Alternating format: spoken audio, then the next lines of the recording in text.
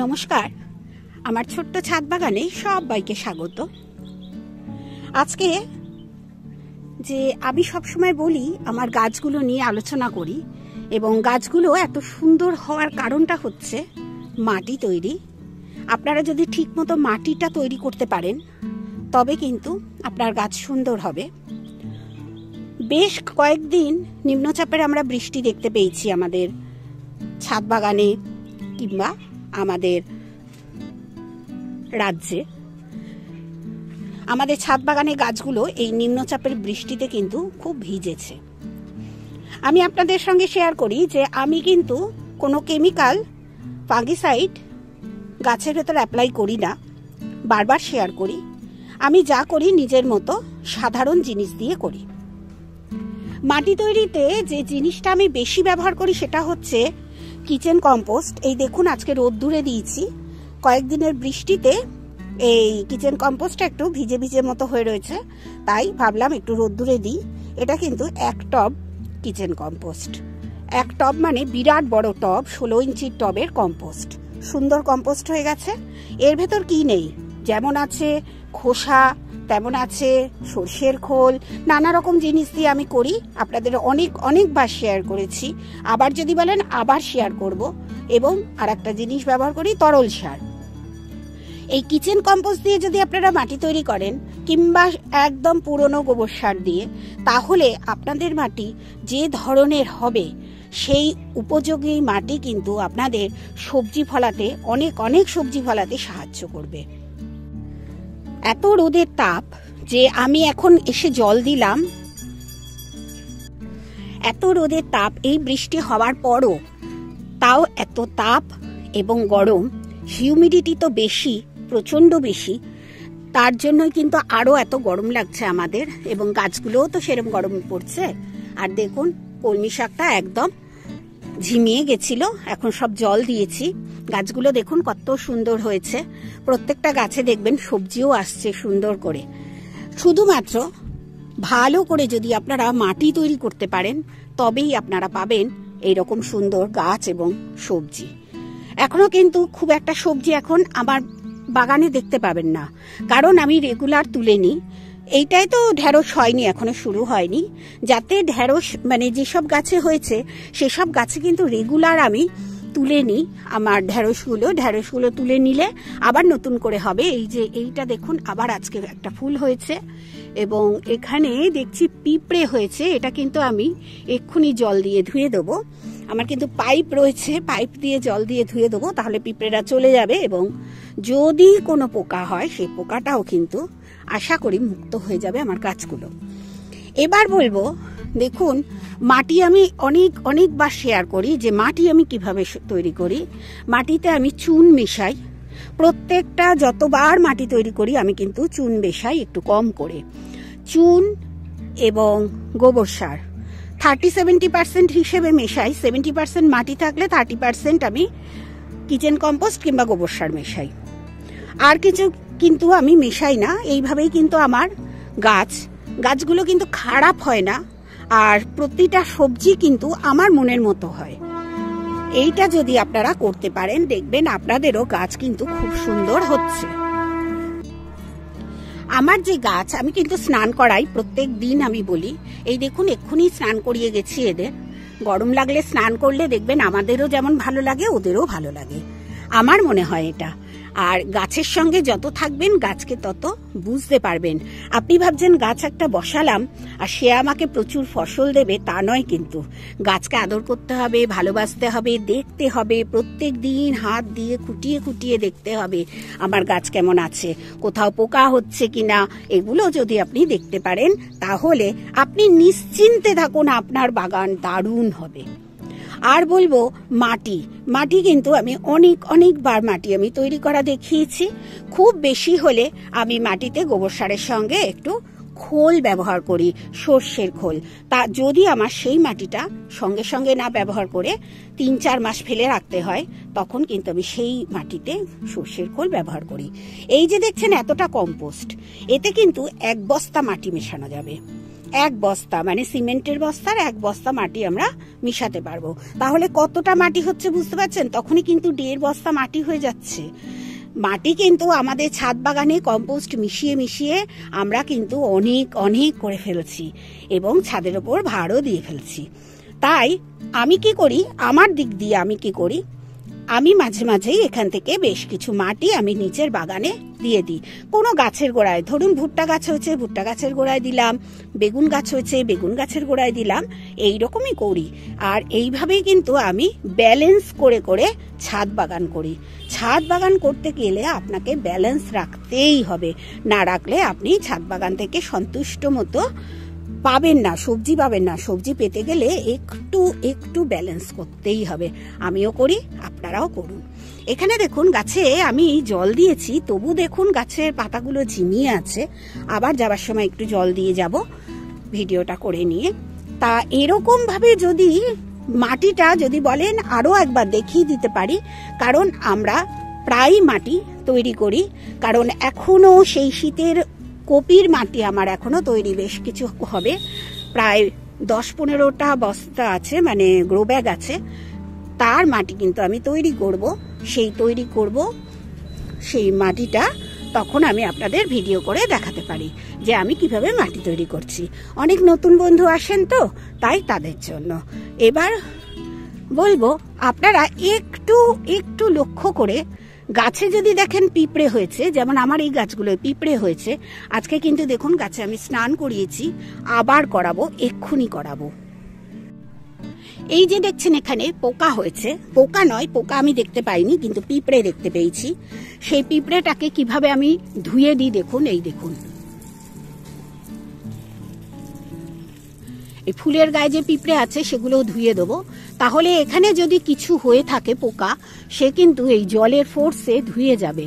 এটাই হচ্ছে আমার পদ্ধতি, আর আমি এইভাবেই কিন্তু গাছকে পোকামুক্ত রাখার চেষ্টা করি। প্রত্যেকটা গাছকে ধরে ধরে দেখি কোন গাছে, এই যে দেখুন আপনাদের সঙ্গে ভিডিও করতে করতেই কিন্তু এটাতে দেখলাম পিঁপড়ে হয়েছে। তার মানে এখানে যদি আমি এই রকম ভাবে অনেকক্ষণ ধরে জল দিই, এই জলটা তো নিচে পড়ছে, গরমের সময় ক্রেটে জল বেশি পড়লে কোনো অসুবিধা নেই, এইটাকে ঘুরিয়ে ঘুরিয়ে আমাকে দিতে হবে যাতে পিঁপড়ে থেকে আমি মুক্ত হতে পারি, এবং যদি পোকা থাকে সেই পোকাও কিন্তু দূর হয়ে যাবে। এবার দেখুন এই গাছগুলোতেও দেবো। হয়তো এই গাছগুলো থেকেই এসছে, বর্ষা মানে বৃষ্টির জল পেলে না গাছে পোকা হয়, আমি দেখেছি এটা। তাই এইরকম ভাবে একটু স্নান করিয়ে দিলেই হবে।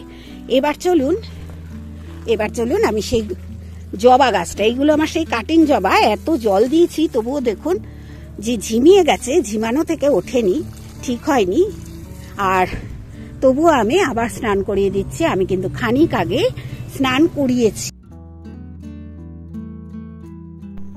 গরমের সময় বাতাসে ভালোই ধুলো থাকে এবং গাছের পাতার ভেতর সেই ধুলোগুলো জমা হয়, তাই স্নান করালে গাছের পাতাগুলো যে সুন্দর করে ধুয়ে যায়, পরিষ্কার হয়ে যায়, এতে কিন্তু গাছও ভালো পাতার মাধ্যমে খাবার তৈরি করতে পারে।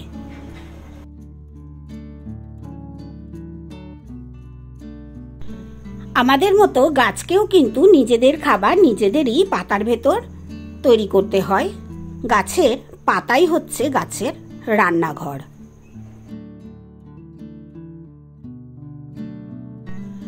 মাটি আপনি যত সুন্দর করে তৈরি করতে পারবেন এবং জৈব সার মিশিয়ে, ততই সুন্দর আপনার মাটি ভালো থাকবে। পুরনো, অনেক অনেক পুরনো খারাপ মাটি, সেই মাটিও জৈব সার দিয়ে যদি তৈরি করতে পারেন, কিচেন কম্পোস্ট, বিশেষ করে কিচেন যে ওয়েস্টগুলো সেইগুলো দিয়ে তৈরি করতে পারেন, সেই মাটিও হবে উর্বর। এই উর্বর মাটিতেই হবে অফুরন্ত সবজি। লঙ্কা গাছে লঙ্কা হবে, গরমকালে ঝিঙে গাছে ঝিঙে হবে, কুমড়ো হবে, লাউ হবে, শসা হবে, উচ্ছে হবে, বিভিন্ন ধরনের সবজি হবে, বরবটি হবে। এবং এই যে কিচেন কম্পোস্ট, এই কিচেন কম্পোস্টের মাধ্যমে কিন্তু আমি শাক গাছ করি। শাক গাছ কিন্তু খুব সুন্দর হয়।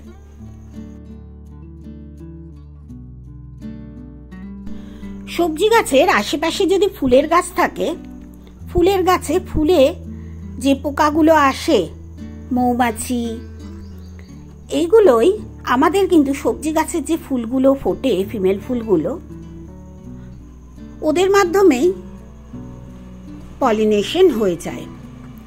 পিঁপড়ের মাধ্যমে হয়, বড় বড় দেখবেন কাঠ পিঁপড়ে, তাদের পায়ের মাধ্যমে হয়। নানা রকমভাবেই কিন্তু আমাদের সবজি গাছের ফুলগুলো, যেগুলো ফিমেল ফুল, সেগুলো কিন্তু আমরা যারা হ্যান্ড পলিনেশন না করি, একদম করি না, তাদের হয়ে যায়। ঢেঁড়স গাছে কিন্তু কোনো পলিনেশন করতে হয় না, আমি দেখেছি। ঢেঁড়স গাছে যে ফুলটাই ফোটে, কিংবা কুঁদরি গাছে যে ফুলটাই ফোটে, সেই ফুলটাই কিন্তু ফল হয়, ফল হয়ে পরিণত হয়।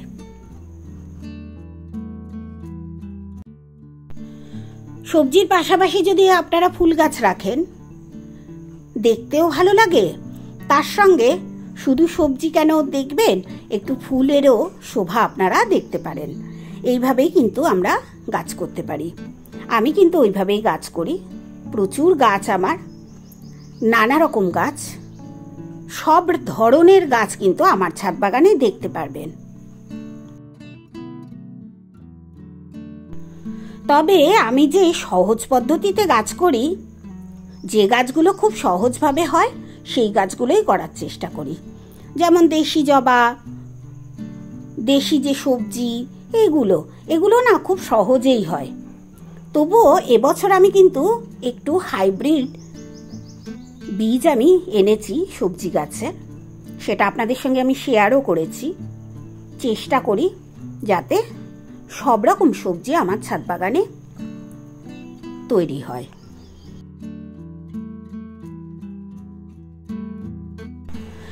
এখনো পর্যন্ত আমাকে কিন্তু বাজার থেকে কোনো সবজি কিনতে হয় না, সে শীতকালে বলুন, বর্ষাকালে বলুন, কিংবা গরমকালে, যে কোনো সিজনেই আমার ছাদ বাগানে সময় উপযোগী যেসব সবজি পাওয়া যায়, সেই সব সবজি আমি ছাদ বাগানে ফলাতে পারি। শুধুমাত্র জৈব সারের উপর নির্ভর করে। এবং এই জৈব সারে আপনারা দেখেছেন আমি মাছের অবশিষ্টাংশ, কাঁটা পোটা যেগুলো হয়, সব ব্যবহার করি, নানা রকম জিনিস ব্যবহার করি।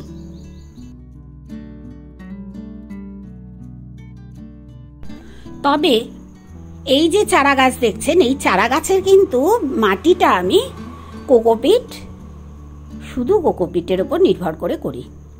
হয়তো কোকোপিটের সঙ্গে একটু বালি মেশাই, এছাড়া আর কিচ্ছু নয়। চারা গাছের জন্য মাটি কিন্তু আমি একটু আলাদা করি। ছাদ বাগানে যে কোনো সবজি দেখবেন আমার কিন্তু অফুরন্ত হয় আর সুন্দর হয়। এখন দেখাচ্ছি আমি আমার ছাদ বাগানের লঙ্কা গাছ, দেখুন কত সুন্দর হয়েছে। এই রকমভাবে যদি আপনারাও আমার মতো করে ছাদ বাগান করতে পারেন এবং খারাপ মাটিকেও সুন্দর করে উর্বর করে নিতে পারেন, আপনাদেরও ফলবে এত সুন্দর লঙ্কা, এত সুন্দর সবজি। আশা করব আজকের ভিডিওটি আপনাদের অনেক উপকারে লাগবে। আমি ভিডিওগুলো দিই যাতে আমরা যারা বাগান করি তারা উৎসাহ পান, যাতে বাগান করতে পারেন এবং একদম সাধারণ মাটি তৈরি করে গাছ করুন, বাগান সবুজ রাখুন এবং বিষমুক্ত সবজি ব্যবহার করুন।